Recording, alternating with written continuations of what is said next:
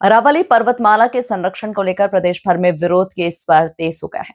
अरावली बचाओ अभियान के तहत बुधवार को नाथद्वारा बार एसोसिएशन के द्वारा उपखंड अधिकारी को राष्ट्रपति के नाम ज्ञापन सौंपकर विरोध दर्ज करवाया गया।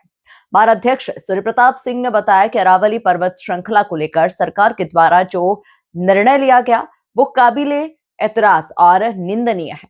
अरावली पर्वतमाला कोई वस्तु नहीं है जिससे इंच टेप से नापा जाए। अरावली पर्वत श्रृंखला विश्व की प्राचीन पर्वत श्रृंखला होकर भारत के 4 राज्यों पालनपुर, गुजरात से राजस्थान, हरियाणा, दिल्ली, रायसेना हिल्स तक जाती है और इसका 80% हिस्सा राजस्थान में आता है। अरावली जनजीवन, जीव जंतु के जीवन का आधार है और चंबल, बनास जैसी लाइफलाइन नदियों का भी स्रोत है। और यदि अरावली को सुरक्षित नहीं रखा जाता है तो न केवल राजस्थान बल्कि संपूर्ण भारत पर इसका दुष्प्रभाव प्रत्यक्ष और अप्रत्यक्ष रूप से पड़ेगा। इसलिए 100 मीटर वाली परिभाषा को संशोधित किया जाए। संवाददाता मीठा लाल गुर्जर की रिपोर्ट। जैसा कि सर्वविदित है, हाल ही के कुछ दिनों में सुप्रीम कोर्ट द्वारा जो निर्णय लिया गया है उसमें अरावली की पहाड़ियों से इंच टेप से नापने की कोशिश की गई। अरावली की पहाड़ियाँ कोई या अरावली पर्वत श्रृंखला कोई इंच टेप से नापने की चीज़ नहीं, ये जीता जागता जीवन है और मेवाड़ की आधारशिला है ये।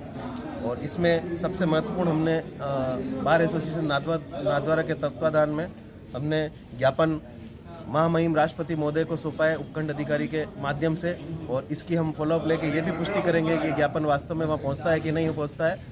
और इसमें मैं एक चीज़ और कहना चाहूँगा कि अरावली की जो पर्वत श्रृंखला है उसका विस्तार अरब सागर की तलेटी से लेके पालनपुर, गुजरात होता हुआ, राजस्थान होता हुआ दिल्ली तक है। और सबसे बड़ी बात यह है, जो महामहिम राष्ट्रपति है उनका आवास स्थान है रायसेना हिल राष्ट्रपति भवन, वो भी अरावली की पहाड़ी पे बनाया हुआ है।